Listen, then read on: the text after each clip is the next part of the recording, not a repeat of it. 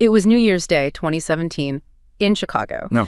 And it's a time, that's usually for fresh starts, for resolutions. It's innocent. Exactly. Instead, this live stream pops up on Facebook, and it just felt like a glitch in the moral fabric of the country. 4 young people were broadcasting themselves torturing a mentally disabled man. It's hard to even comprehend. The visuals were brutal, but it was the audio that it's what really stuck with me. Amidst all the violence, they were shouting these specific political mantras, right, cursing the incoming president, cursing an entire race. And they weren't doing this in some back alley. They were performing it, for a digital audience. They seemed convinced that what they were doing, this cruelty, was justified. Righteous even. Perhaps even righteous because of their political anger. And what was so terrifying, it wasn't just the crime itself. I mean, violence exists everywhere. It was the absolute moral certainty behind it. It just signaled this shift that I've been watching unfold for a while with this just growing sense of unease. I remember a time, it wasn't even that long ago, when you had political adversaries like, say, Newt Gingrich and Bill Clinton. Right. They could fiercely debate all day long and then still manage to cut deals by night. Back then, that kind of pure vitriol, it belonged to the fringe, the fanatics everyone else just ignored. Yeah, it was kept on the margins. But watching that footage, it really felt like the fringe had finally just swallowed the center whole. It feels like we've quietly crossed this dangerous line where, compromise is now synonymous with treason, and where hiding the opposition isn't just a feeling, it's a socially acceptable way of life. A virtue, almost. And if we don't figure out how we went from, the home of the brave to this new era of performative cruelty, which is driven by, broken education and sensationalist media, then that video in Chicago, it's not going to look like a tragic anomaly anymore. No. It's going to look like a trailer for a civil conflict that could cost millions of lives. That opening story is it's chilling. And you absolutely hit on the core of it, that absolute moral certainty. When a disagreement stops being about policy and becomes about viewing your opposition as fundamentally evil, as bad actors who want to actually harm the nation, well, that's not just political polarization anymore. What is it then? It's a deep-seated cultural pathology. It really signals a serious erosion of the social contract. Yeah. And it replaces that contract with an ideology of of necessary warfare. Exactly. That emotional state, that moral conviction that makes violence or cruelty against your political enemy feel justified. That's precisely what we're going to try to deconstruct in this deep dive. So our mission here is to take the sources we've been looking at, the academic studies, the reports on journalistic ethics, the educational proposals, and really figure out how did the fringe manage to swallow the center? It's the central question. And we're going to focus on 3 major vectors that seem to have driven this shift. First, the historical political alignment that, in a weird way, rationalized the hatred. Second, the sensationalist media ecosystem that, frankly, profits from it. Right. And finally, a failure in our intellectual education that prevents us from applying just basic empathy. To really understand this dark trajectory, you have to look at the slow, almost deliberate erosion of consensus. Slow is the key word there. It is. And like you said, that erosion didn't start online. It started right in the political arena itself. And it made hostility feel disturbingly rational to partisans. So that's our starting point. I think we have to begin there. We have to establish that the policy disagreement isn't just a backdrop. It's the engine of the hatred we see today. Okay, so let's start with that fundamental historical shift, from fierce policy debate to what feels like ideological warfare. You mentioned Gingrich and Clinton cutting deals. It really does sound almost quaint now. When and how did Washington really make that transition from seeing the opposition as a temporary adversary to seeing them as an existential enemy? Well, the shift is pretty clearly traced back to the 1990s. And it wasn't an accident. It was a deliberate, calculated, institutional change. So it was a strategy. Absolutely. It really started with the rise of a new generation of Republican leaders. And the most notable figure there is, of course, Newt Gingrich. He introduced what can only be described as a no-holds-barred brand of competition. And what did that look like in practice? Well, before this era, political opponents operated under a set of unspoken rules. You debate, you might compromise, and above all, you respect the institution of Congress itself. And those rules were intentionally thrown out. They were systematically replaced with this strategy of demonization. The goal wasn't just to win the next election.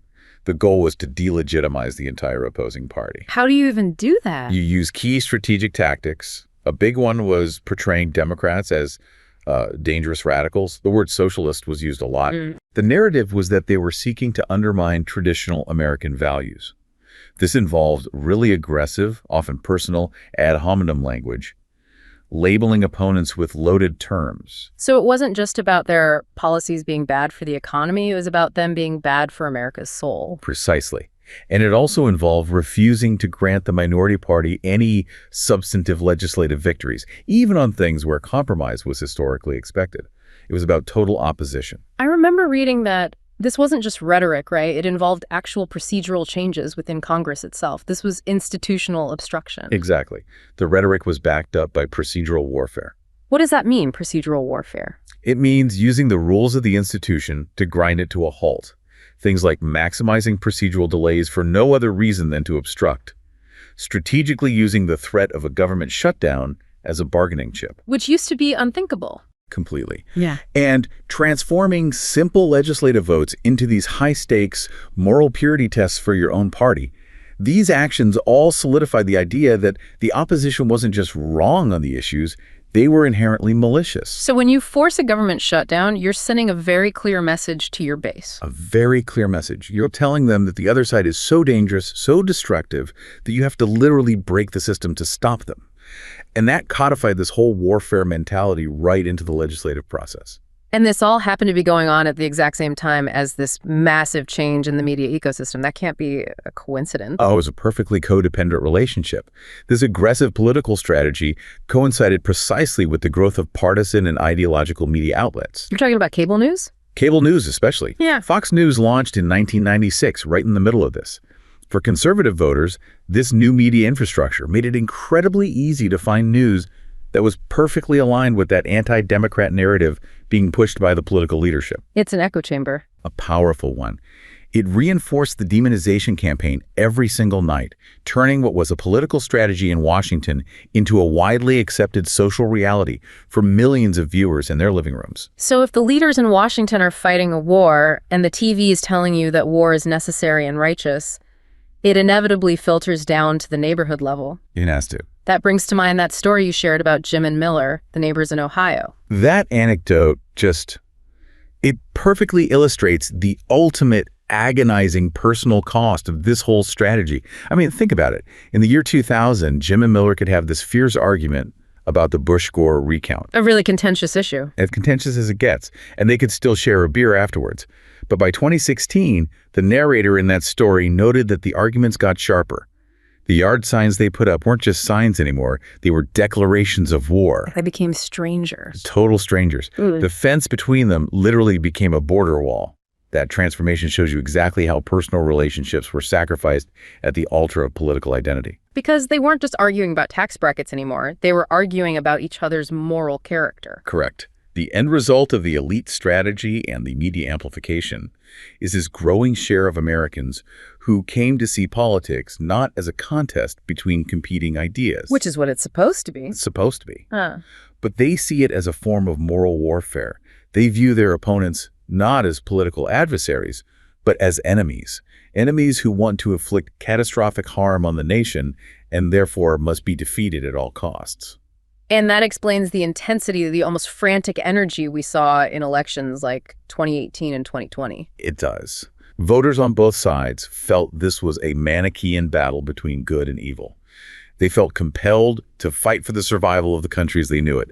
And this right here is the seed that grew into that moral certainty we saw in that awful Chicago video. The belief that a political label can override fundamental human respect. That's it. That explains the emotional narrative, the story of the hatred.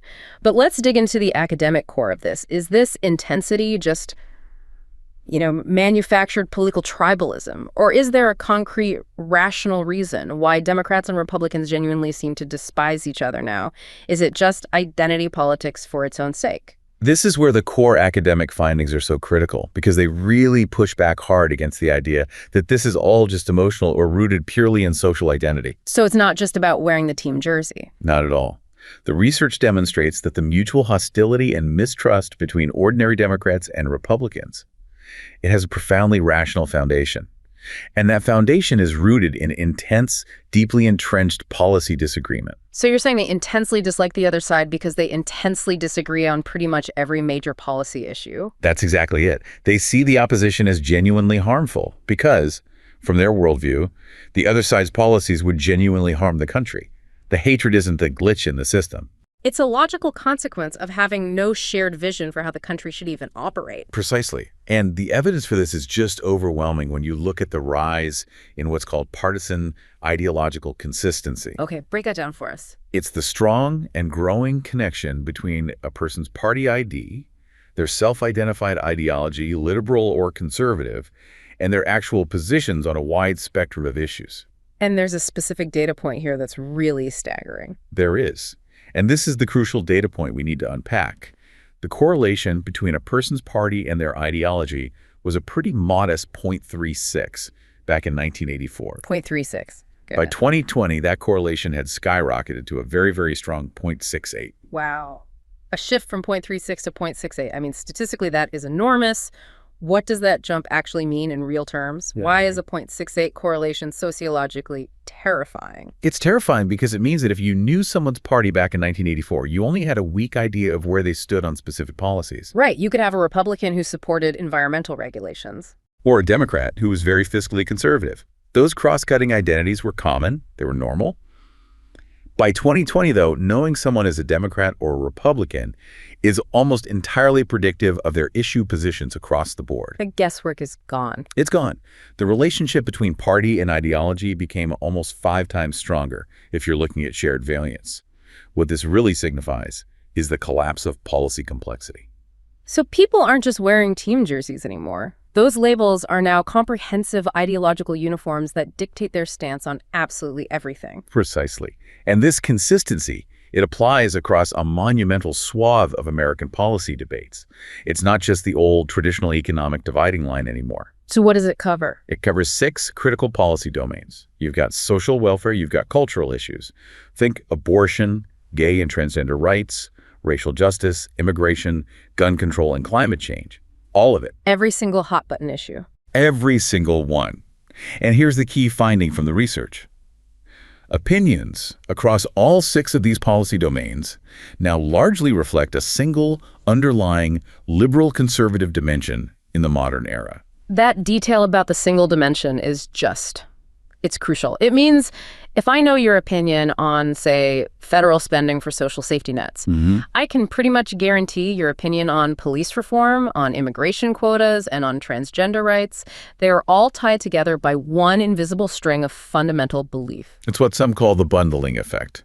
The issues have been successfully bundled together by political elites and, of course, by partisan media. And that bundling, it eliminates internal conflict for the partisan voter, doesn't it? It does. You don't have to wrestle with conflicting policy ideas anymore. You just adopt the prepackaged bundle labeled Team R or Team D. Which means there's almost no common ground left. Almost none. Because every major issue is now tied to this single dimension, there's almost no policy area left where one side might temporarily agree with the other. The space for compromise has just evaporated. And the data reflects that isolation, right? The ideological overlap between the two parties is virtually non-existent now. Correct. By 2020, that ideological gap was almost absolute. Yeah. We have data showing that 85% of Democratic identifiers were located to the left of the ideological center. Okay, 85%. Meanwhile, 86% of Republican identifiers were located to the right. We are not talking about a classic bell curve where the two sides overlap in the middle. We're talking about 2 distinct ideological mountains separated by a vast chasm. So when we look back at that horrible Chicago incident where those young people were shouting political curses while committing an act of cruelty, we have to understand that this moral certainty didn't come from nowhere. It's rationalized by years of this policy divergence, which convinced them that the victim, because of his perceived political association, was an existential enemy defined by a comprehensive, dangerous ideology. Absolutely. The ideological consistency provides the framework for dehumanization. It makes it easy. How so? If the other side, through their bundled ideology, genuinely threatens your foundational values, your economy, the physical safety of your community, as portrayed by the media you consume, then hating them and potentially even harming them can start to feel like a rational response to protect what you value most. Because the stakes feel enormous. They feel enormous because the disagreement is total. That paints a really dire picture of this ideological separation. But I know there's a vital paradox within the data about who moved first. Was it the elites in Congress, or was it the actual voters on the ground? And what about the moderates? Where did they fit in? That's the key nuance that so often gets lost in the broad strokes of polarization. Right. We know from the data that Republican elites in Congress, particularly in the House of Representatives, have moved further to the right than Democratic elites have moved to the left. So the Republican Party leadership moved more dramatically. In Congress, yes. However, when we look at the movement among voters since the early 1990s, we see an interesting asymmetry in the transformation. Democratic voters have actually shifted more significantly to the left than Republican voters have shifted to the right. Can you break down that voter shift? It sounds like the Democratic base went through a massive ideological realignment. They absolutely did. Think about this. In 1994, only 25% of Democrats identified themselves as liberal. Just a quarter. Wow. By 2022, that share had surged to 54%, an outright majority. This is a dramatic internal transformation, and it seems to be driven by cultural issues, demographic changes, and of course, a reaction to the perceived extremism on the Republican side. And what about the Republican base during that same period? Well, the Republican base was more ideologically consistent from the start. About 58% called themselves conservative back in '94, and that rose to 72% by 2022. So the Democratic shift was more about conversion, people moving left, and the Republican shift was more about consolidation, hardening their existing identity. That's a great way to put it. Both parties ended up moving away from the center, but they took very different paths to get there. And the result of all this is what we call massive affective polarization. Affective polarization. Define that for us. It's essentially the dislike, the distrust, the negative emotional response toward the other side. And we measure it using feeling thermometers where people rate their feelings toward their own party and the opposition party on a scale of 0 to 100. So how significant is the temperature change we've seen on those thermometers? It is massive. Before the year 2000, the average difference in those ratings was typically between 20 and 30 degrees. Okay, a 20 to 30 point gap. By 2020, that average difference had swelled to over 50 degrees for the parties themselves. And it was even higher, around 60 degrees for the presidential candidates. 60 degrees, that's a huge gap. And what's crucial for understanding the environment we're in now is that this gap is driven primarily by increasing dislike and negative ratings of the opposition. It's not driven by an increased love for one's own side. That is profound. It means we're defined more by who we hate than by who we support. We're constantly running away from the opposition, which means we're in a constant state of vigilance and fear. And that state of fear, when it's fed by a commercial media environment, it must be exhausting for the average person. It is exhausting. Yeah. And it drives the intense political engagement of the most polarized segment of the electorate. We see that the most politically active people, the ones who engage in 3 or more political activities, which is nearly 30% of all voters, they are the most ideologically polarized. So the loudest voices are the most extreme. Without a doubt. Among this highly active group, the ideological overlap is practically zero. These are the people who staff campaigns, who donate money, who dominate online political discourse. They effectively set the agenda for everyone else, pulling the entire conversation toward the extremes. That explains why the political noise always sounds so extreme. But if the activists are that polarized, how can the center still hold any electoral power? I mean, who, if anyone, still functions as the swing vote? It's a great question because despite the intense noise generated by the extremes, the moderates remain decisive in elections. They account for almost 4 in 10 voters, and their ideological ambiguity makes them highly flexible. So they're not locked in? Not at all. When we look at electoral defection voters who cross party lines, we find that the largest share of those defectors are what we call ideologically conflicted partisans. Can you define ideologically conflicted partisan? Sure. These are people who identify with one party, but hold significant issue positions that are actually aligned with the other party. Give me an example. Okay, so think of a center-right Democrat who might support gun control, but is highly conservative on fiscal spending. Or a center-left Republican who's progressive on environmental issues, but staunchly conservative on foreign policy. They're holding 2 flags at once, so to speak. And those are the voters who ultimately decide close elections. They are. And Joe Biden's victory in 2020 is a textbook example. He managed to get 64% of the moderate vote. That's a huge leap from Hillary Clinton's 52% in 2016. So that appeal to the middle still works. It demonstrates that while the bases are locked in combat, the political center, the nearly 40% of the electorate, still controls the outcome. And the irony is that the activists demand ideological purity.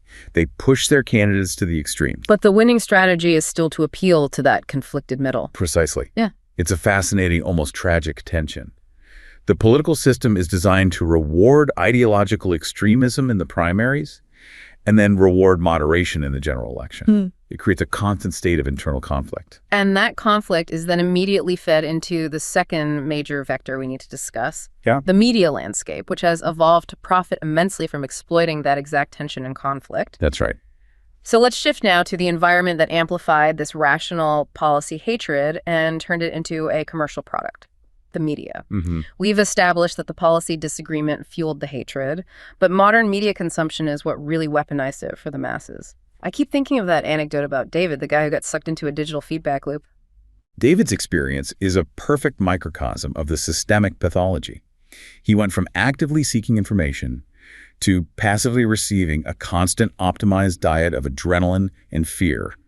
And it was all curated for him by invisible algorithms. And sensationalism isn't new, obviously. Not at all. I mean, it has its roots in 19th century yellow journalism, tabloids chasing circulation with shocking headlines. But the internet and social media have amplified that dynamic drastically. They've removed all physical limitations and all geographical boundaries. In the old days, if a newspaper wanted to be sensational, they still had an editor, a printing press, a distribution chain. There were physical gatekeepers that limited the sheer volume of outrageous content. What happened to that traditional gatekeeping role? It's been profoundly diminished. Some would say it's been entirely eliminated. News consumption is no longer curated by journalists who are prioritizing public value. It's curated by algorithms prioritizing engagement over accuracy. And sensational stories always get more engagement. Always. Stories that are shocking, exaggerated, or emotionally polarizing. They consistently get exponentially more views, likes, and shares than nuanced, substantive reporting. Nuance is slow. Outrage is an instant dopamine hit. So if the algorithm rewards high emotional arousal, fear, anger, indignation, then news organizations, which are now businesses dependent on clicks and views for survival, have a direct commercial incentive to abandon nuance entirely. That is the tragic commercial calculus we're living in.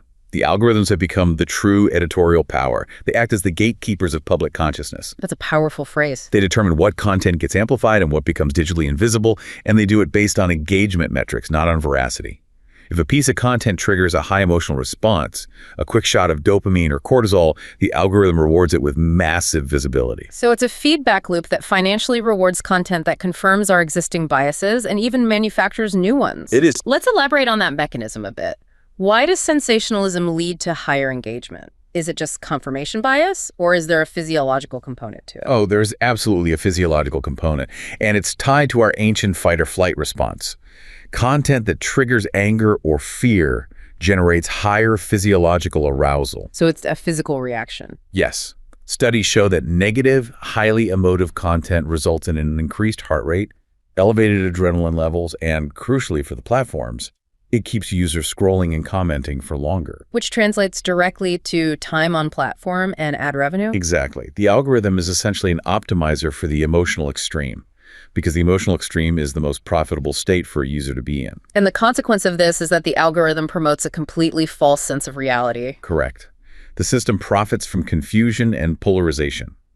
It creates echo chambers that perpetually reinforce the idea that the opposition is an existential enemy. And we have a number for this, don't we? This confusion. We do. Our sources indicate a terrifying consequence of all this. Only 26% of Americans feel confident in their ability to identify fake news. Just over a quarter. Which means the overwhelming majority of the public is vulnerable to this algorithmic manipulation. And that makes the policy-based hatred we talked about in part one feel even more urgent and terrifying than it already is. So the moment David was hijacked by the algorithm, his perception of reality shifted. It stopped being based on facts and started being based on the adrenaline he felt while scrolling. That is the digital pathology we are witnessing. And this systemic bias, it affects the entire news industry's business model. Journalists feel forced to chase virality over verification. It blurs the line between editorial content and pure entertainment. So if a story doesn't perform well in terms of clicks, it's considered a commercial failure, no matter how important it is for the public. That's the brutal reality. Okay, so when the system prioritizes the question, will this maximize platform time, over is this true and necessary for civic health, to what are the concrete ethical and societal costs we pay? Well, the primary ethical cost is the devastating erosion of public trust. Trust in traditional news sources has been declining steadily for the past decade. And it's because sensationalism fuels this perception of systemic bias and inaccuracy. When citizens can't trust the messenger, they start to doubt the facts themselves. And that leads to severe real-world consequences far beyond just political squabbles. We saw this so clearly in non-political high-stakes scenarios. For instance, the discussion around public health. Exactly. The integrity of the information ecosystem is vital for public health.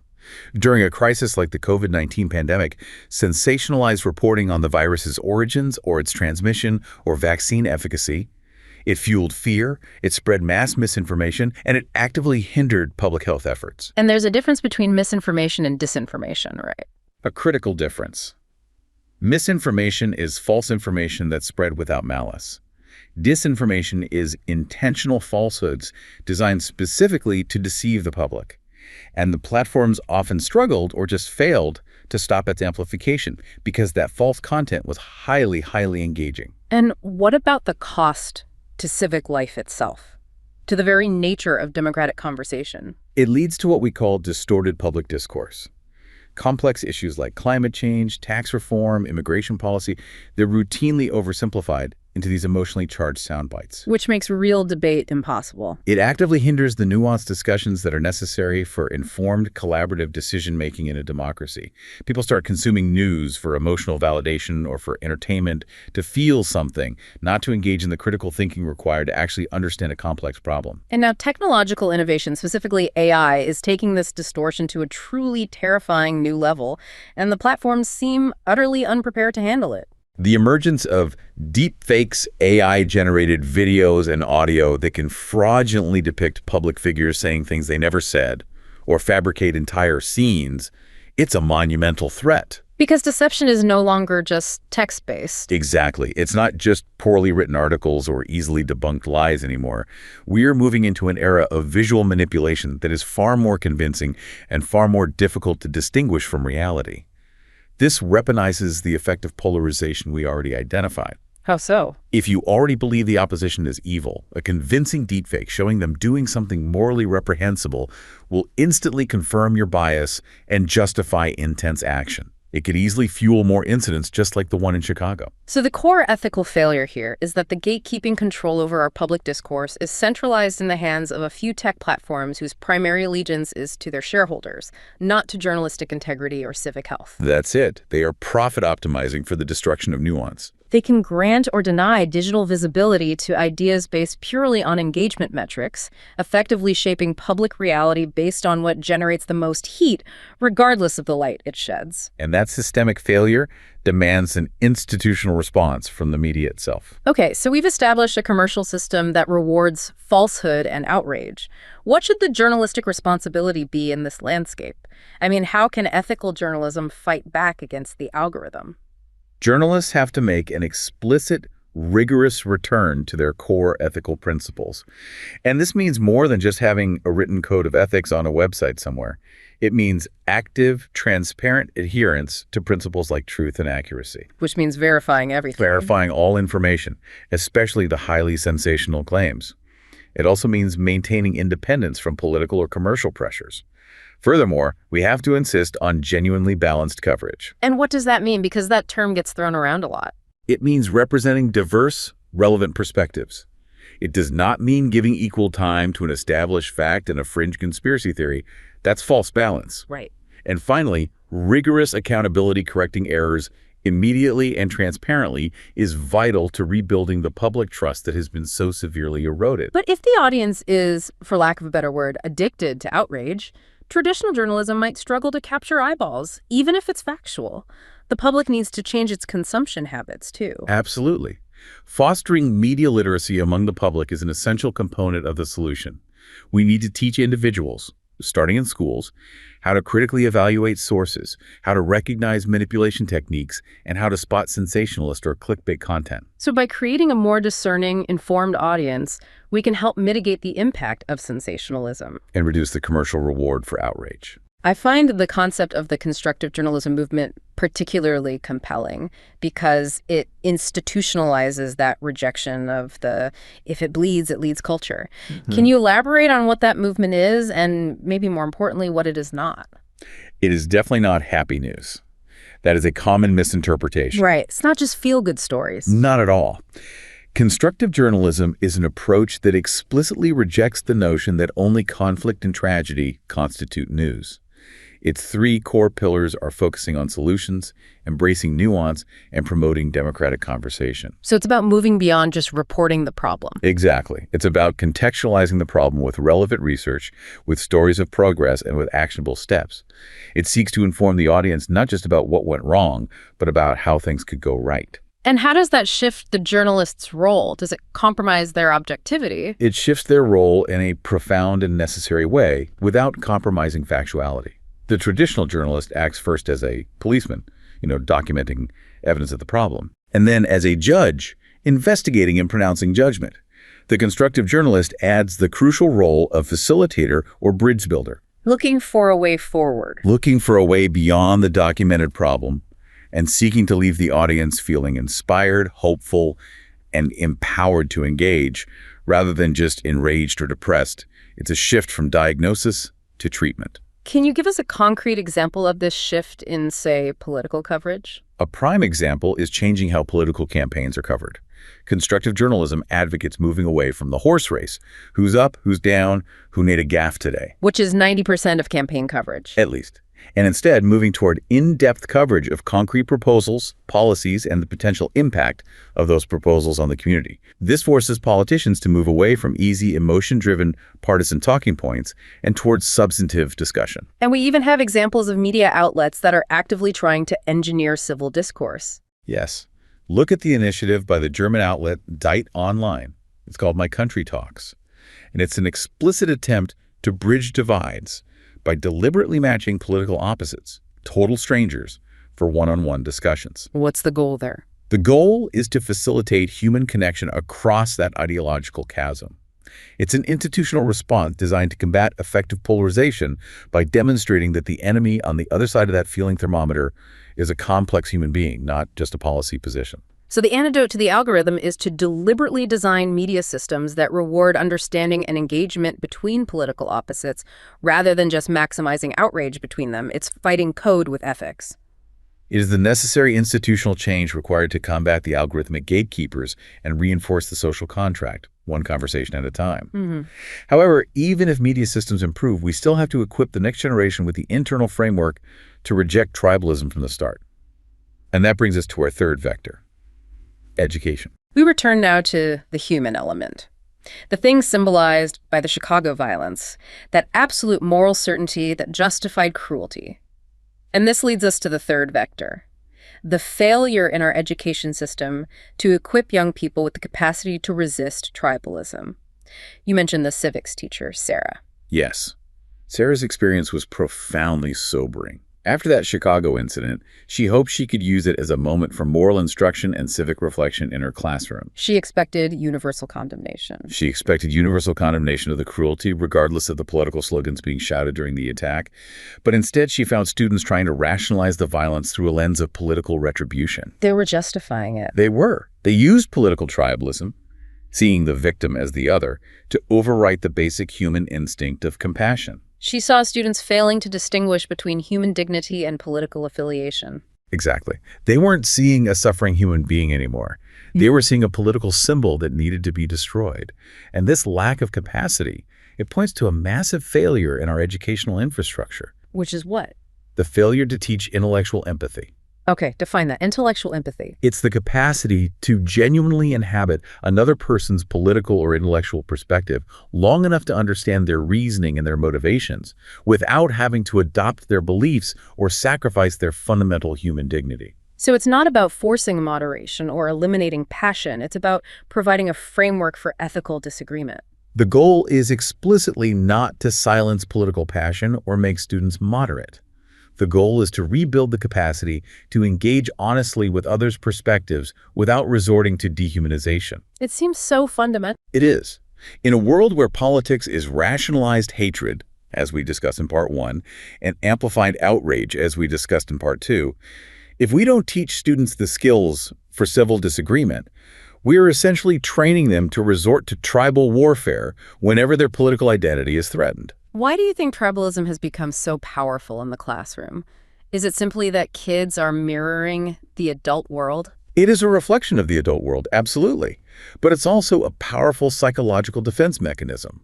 When your identity is completely tied to your politics, when being a Democrat or a Republican defines your friends, your morality, your entire worldview, any challenge to that identity feels like an existential threat. The in-group out-group mechanism. It's incredibly powerful. We instinctively protect our group.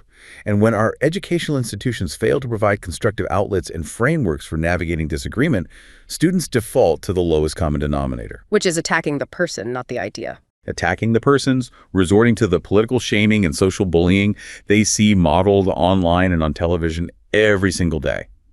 We have to proactively equip them with a toolkit for discourse that prioritizes respect over victory.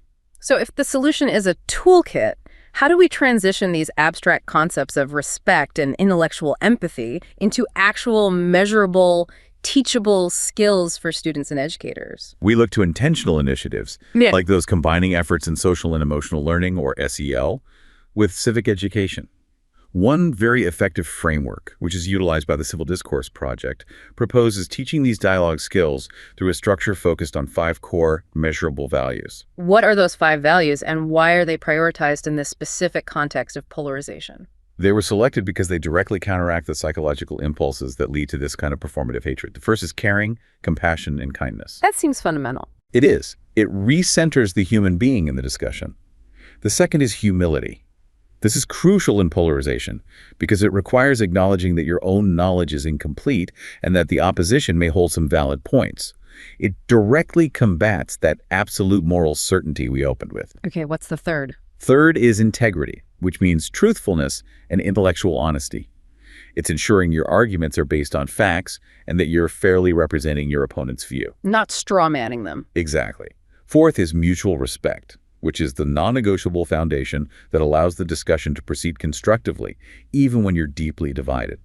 And finally, fifth is the ability to engage honestly with others' perspectives. And that's intellectual empathy in action. It's not just hearing, but actively trying to understand why someone holds a particular viewpoint. That sounds like a powerful moral and intellectual framework. But how do educators avoid these values just becoming posters on a wall? How do you make them functional? They employ a comprehensive toolkit approach that makes these abstract virtues concrete. This includes a guided self-reflection rubric and an action plan specifically designed for both educators and students. And how does that work? The process is standardized. It starts by clearly defining each of the 5 values and then listing specific observable behaviors or skills associated with each value. Can you give an example of how a value like humility is translated into an observable skill? Certainly. The abstract value of humility might be translated into skills like the ability to accurately paraphrase an opponent's argument before you respond to it, or using I statements to express your personal views rather than labeling your opponent's views as inherently evil or irrational. And then the students assess themselves on these skills. Exactly. The rubrics include self-assessment modules where students can rate their own usage of these skills. For example, on a scale of 1 to 5, how often did I listen without interrupting today? And then they create action plans to increase their skill usage in the next session. So it turns the emotional challenge of political disagreement into a measurable skill-building exercise. It gives students the language and the map to navigate complexity without resorting to personal attacks. Exactly. It's about institutionalizing fairness. Mutual respect is the foundation for trust, ensuring that discussions remain constructive rather than adversarial. By making these values explicit and measurable, the educational system can actively foster the critical thinking and honest dialogue necessary for civic competence. It's a direct countermeasure to the environment created by those algorithmic gatekeepers we discussed. It's a necessary intervention against the natural human tendency toward tribalism. It is. It's one thing to have a toolkit, but does this actually succeed in real-world, diverse settings? Can we point to a place where these skills are actively being implemented and measured over time? Yes. We can look at the example of St. Andrew's School in Rhode Island. They serve as a very compelling case study because they piloted the integration of these civil discourse tools right into their existing curriculum. And what's unique about that school? Well, they already have a unique environment for teaching diverse perspectives. They serve a highly neurodiverse global population with students from nearly 20 different countries. This inherent diversity immediately makes this kind of training relevant and necessary. So the diversity of the student body effectively acts as a living laboratory for practicing these difficult skills.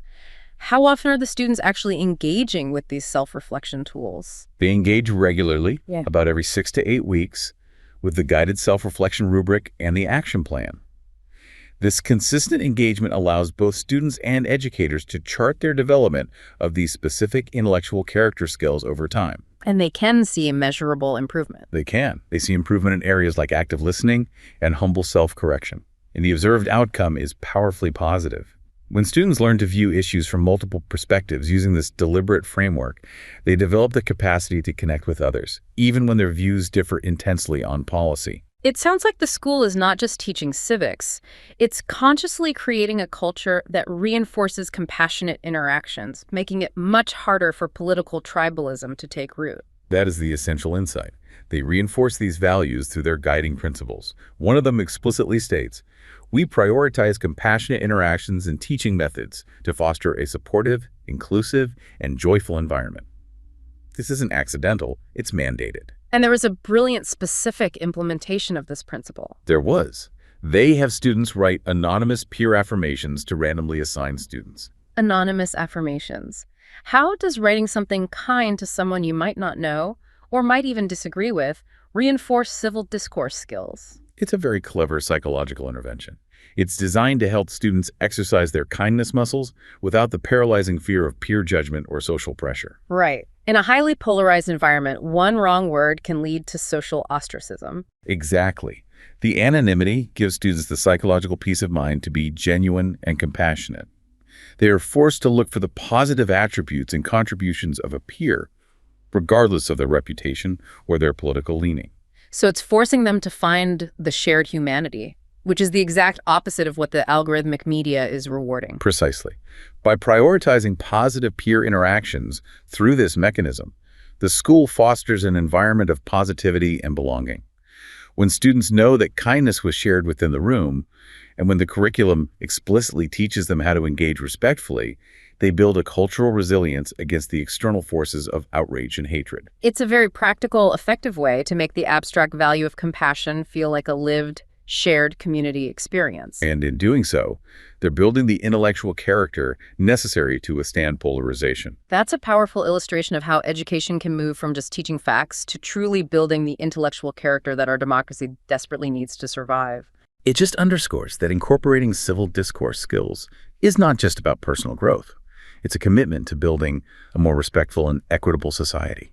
It's about empowering the next generation to lead with integrity and engage in meaningful, transformative dialogue, rather than just shouting political mantras over an act of cruelty. So, to summarize this deeply concerning, yet also fundamentally hopeful deep dive, we have witnessed this dangerous national shift where ideological warfare has become, in a way, rational for the majority of partisans, and that's because they intensely disagree on every single major issue. Right. This deep, policy-based ideological separation is then compounded by a media environment that actively profits from and amplifies that disagreement, feeding fear and outrage through algorithms designed for engagement, not accuracy.